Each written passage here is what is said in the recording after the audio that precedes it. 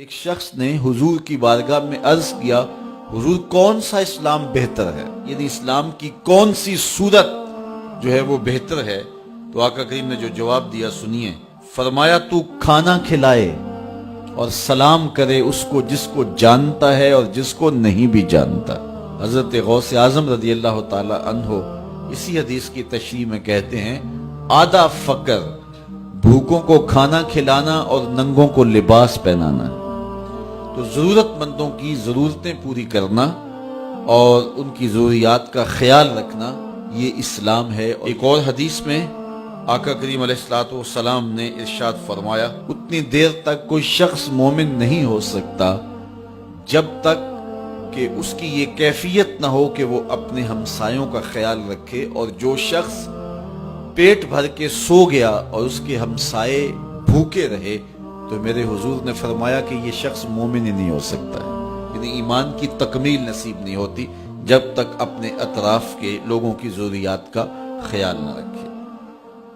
تو ایمان کیا ہے؟ ہماری جو سمجھ میں آیا، ایمان وہ ضرورت مندوں کی ضرورتوں کو پورا کرنا ہے، دکھیوں کا حال پوچھنا ہے، مریضوں کی عیادت کرنا ہے، بھوکوں کو کھانا کھلانا ہے، ننگوں کو لباس پہنانا ہے، پیاسوں کو پانی پلانا ہے۔ بلکہ ایک حدیث میں آتا ہے کہ اللہ تعالیٰ جل شانہ قیامت کے دن بندے سے کہے گا، ابن آدم میں بیمار ہوا تو میرا حال نہیں پوچھنے آیا، میں بے لباس تھا تو نے مجھے لباس نہیں دیا، اور مجھے تو نے کھانا نہیں کھلایا۔ تو وہ بندہ حیرت سے کہے گا، مالک تو بیمار ہوتا ہے؟ تو ارشاد فرمایا جائے گا کہ فلاں بندہ بیمار تھا، اگر تو اس کا حال پوچھنے جاتا تو گویا تو نے میری بیمار پرسی کی۔ میرا فلاں بندہ بھوکا تھا، اگر تو نے اس کو کھانا کھلایا ہوتا تو گویا تو نے جو ہے وہ مجھے کھانا کھلایا ہوتا۔ میرا فلاں بندہ برہنہ تھا اور اس کے پاس لباس نہیں تھا، اور اگر اس کو تو نے لباس دے دیا ہوتا، اس کی ضرورت کو پورا کر دیا ہوتا تو گویا تو نے یہ خیر کا عمل میرے لیے کیا ہوتا تو تجھے اس کا اجر، اس کا صلہ دیا جاتا۔ تو اللہ تعالی جل شانہ اپنے بندوں کو اپنے حقوق کے ادا کرنے کی تلقین بھی کرتا ہے اور اپنے بندوں کے حقوق کو ادا کرنے کی تلقین بھی کرتا ہے۔ نماز بھی پڑھی جائے لیکن ہمسایوں کا خیال بھی رکھا جائے۔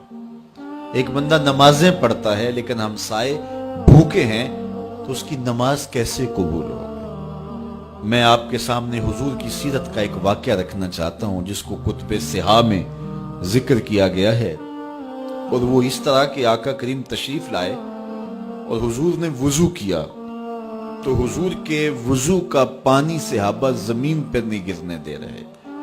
وہ وضو کا پانی غسالہ اپنے ہاتھوں پہ لے کے اپنے چہروں پہ مل رہے ہیں، اور جس کو وہ پانی نہیں ملتا تو وہ ان گیلے ہاتھوں سے ہاتھ رگڑ کر کے اپنے چہرے پہ ملتا ہے۔ کائنات کے اندر یوں کسی نے محبت کی نہیں ہے جس طرح صحابہ نے میرے حضور سے کی ہے۔